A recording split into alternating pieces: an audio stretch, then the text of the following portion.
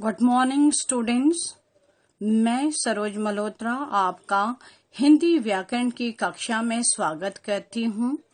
पिछली वीडियो में हमने पाठ 1 भाषा लैंग्वेज को समझा और जाना।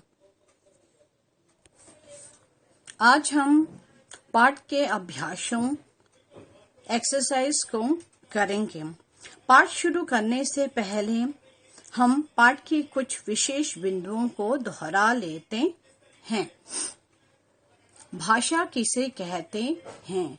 भाषा विचार व्यक्त करने का माध्यम है, अर्थात भाषा द्वारा हम अपने मन के भावों और विचारों को व्यक्त करते हैं। भाषा के दो रूप हैं, मौखिक और लिखित। जब हम अपने विचारों को बोलकर प्रकट करते हैं, वह भाषा का मौखिक रूप है। वहीं जब हम अपने मन के विचारों को लिखकर दूसरों तक पहुंचाते हैं, वह भाषा का लिखित रूप है। भाषा के नियमों की जानकारी देने वाला शास्त्र व्याकरण कहलाता है। अतः इससे स्पष्ट है कि व्याकरण द्वारा हम भाषा को शुद्ध बोलना और लिखना सीखते हैं। बढ़ते हैं पाठ के अभ्यास की ओर। पहला प्रश्न, निम्नलिखित प्रश्नों के उत्तर दीजिए। मौखिक अभिव्यक्ति पर आपको इन प्रश्नों के उत्तर लिखने हैं। हम दूसरों तक अपनी बात कैसे पहुंचाते हैं? बोलकर या लिखकर। भाषा के कितने रूप हैं? भाषा के दो रूप हैं, मौखिक और लिखित। कहानी सुनना भाषा का कौन सा रूप है? कहानी सुनाना भाषा का मौखिक रूप है। प्रश्न 2, निम्नलिखित प्रश्नों के उत्तर दीजिए। आप कौन कौन सी भाषाएं बोलते हैं? अभी तक आपने दो ही भाषाओं को बोलना सीखा है और लिखना, अंग्रेजी और हिंदी। अभी आपने दो ही भाषाओं का ज्ञान है अंग्रेजी और हिंदी। ख, जो भाषाएं आप लिखना जानते हैं उनमें अपना नाम लिखिए। यहाँ आपको इंग्लिश हिंदी में अपना नाम लिखना है।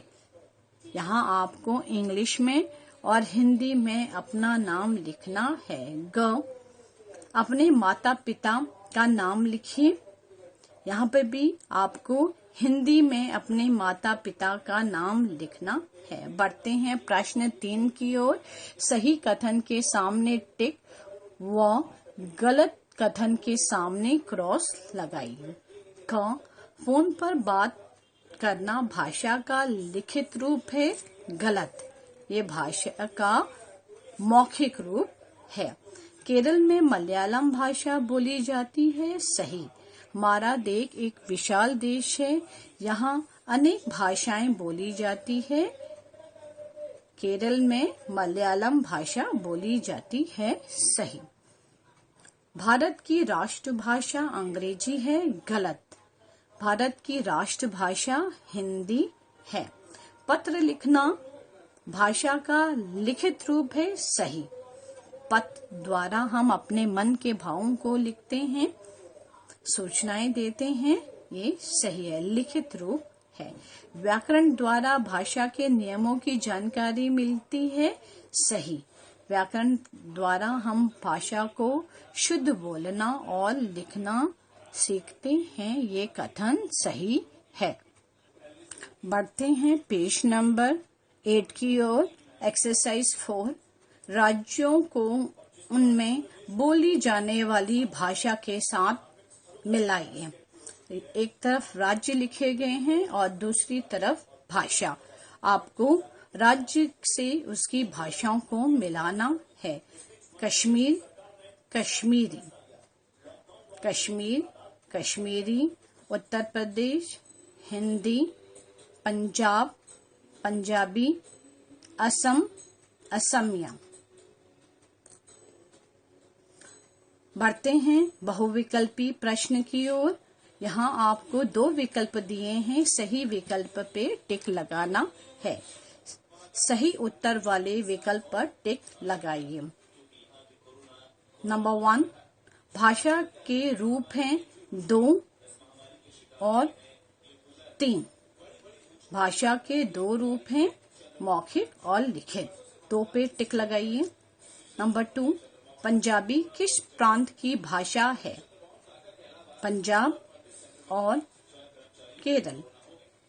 पंजाब या केरल। पंजाबी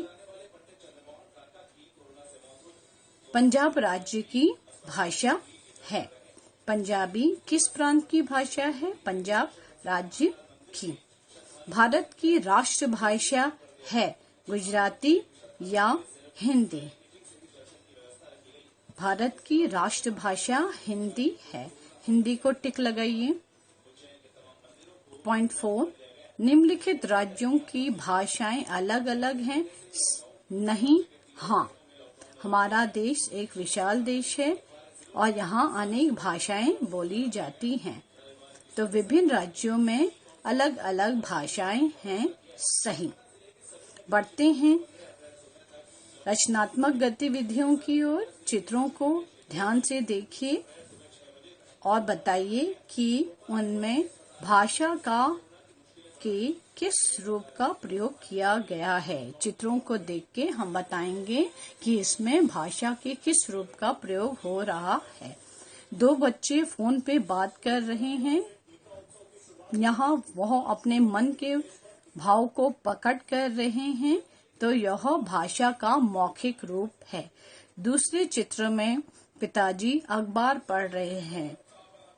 यहाँ वह लिखे हुए को पढ़ रहे हैं, तो यह लिखित भाषा है।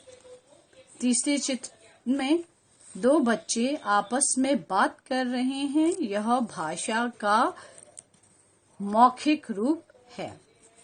आखिरी चित्र में एक बालक अपने विचारों को लिख रहा है। अपने मन के विचारों को लिख रहा है। वह भाषा का लिखित रूप है। आपका होमवर्क है अभ्यास 4 मिलान। ये आप अपनी कॉपी में करेंगे। आशा है आपको भाषा पाठ समझ में आ गया होगा। धन्यवाद।